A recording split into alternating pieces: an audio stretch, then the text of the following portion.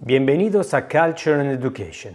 En este vídeo descubrimos la luz y la sombra de Francisco de Quevedo, el arquitecto máximo del conceptismo.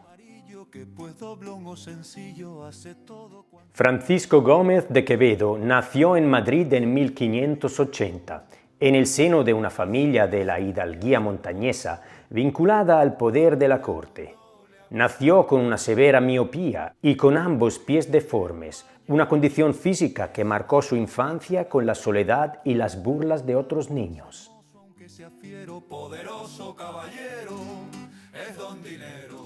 El crítico Dámaso Alonso llamó a esto el desgarrón afectivo, una herida profunda que Quevedo intentó sanar refugiándose compulsivamente en la lectura y en el estudio. Huérfano de padre a los 6 años, se formó con los jesuitas y en las universidades de Alcalá y Valladolid. Fue en este ambiente académico donde empezó a forjarse su leyenda de joven prodigio, pero también donde nació su carácter atrabiliario y su lengua afilada. Si el siglo de oro fuera un campo de batalla, los dos generales enemigos serían Luis de Góngora y Francisco de Quevedo. No solo era una disputa personal, era un cisma estético. Mientras Góngora buscaba la belleza en la ornamentación y la metáfora oscura del culteranismo, Quevedo se convirtió en el campeón del conceptismo.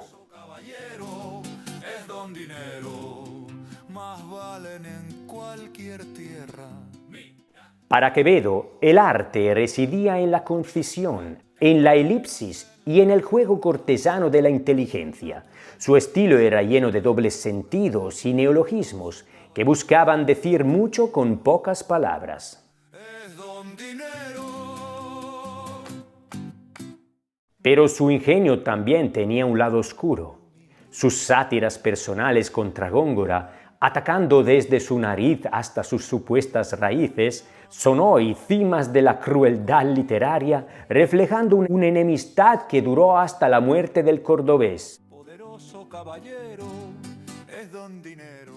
En prosa, Quevedo exploró las cloacas de la sociedad española.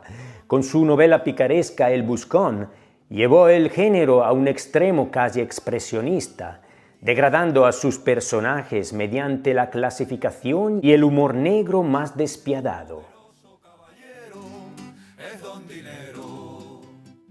Pero es en sus sueños y discursos donde Quevedo despliega su visión más demoledora de la humanidad. A través de visiones alegóricas y morales, desfila ante nosotros una galería de hipócritas, médicos ignorantes y jueces corruptos. En el sueño del infierno o en el mundo por de dentro, Quevedo nos advierte que vivimos en un teatro de apariencias, donde solo el desengaño, ese viejo que nos quita la venda de los ojos, nos permite ver la verdad. Sin embargo, bajo la máscara del satírico misógino y mordaz, latía el corazón del poeta amoroso más importante del siglo XVI.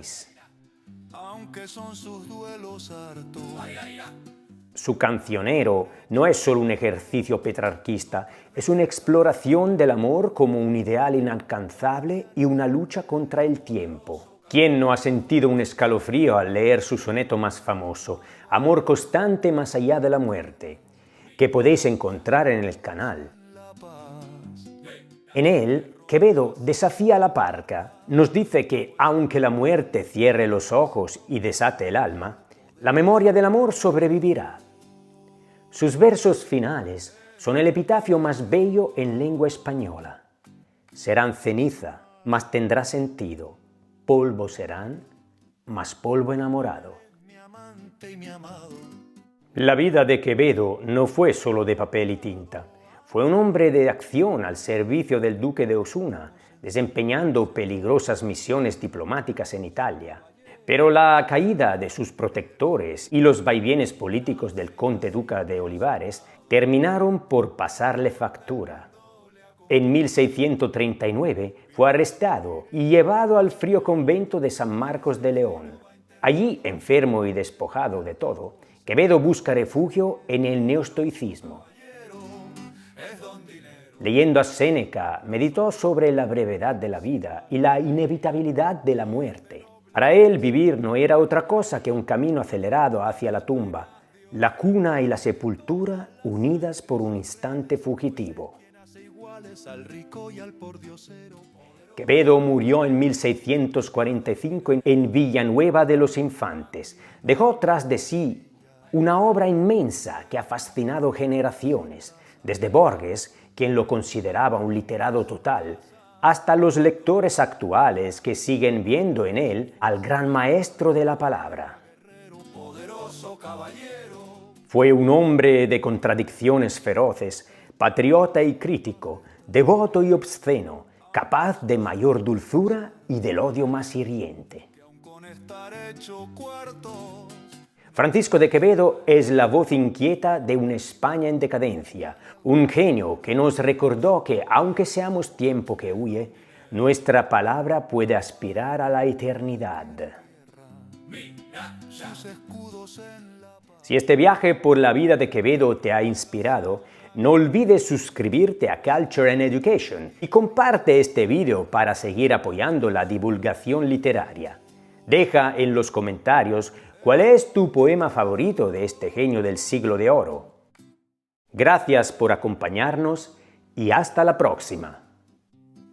Él es mi amante y mi amado, pues de puro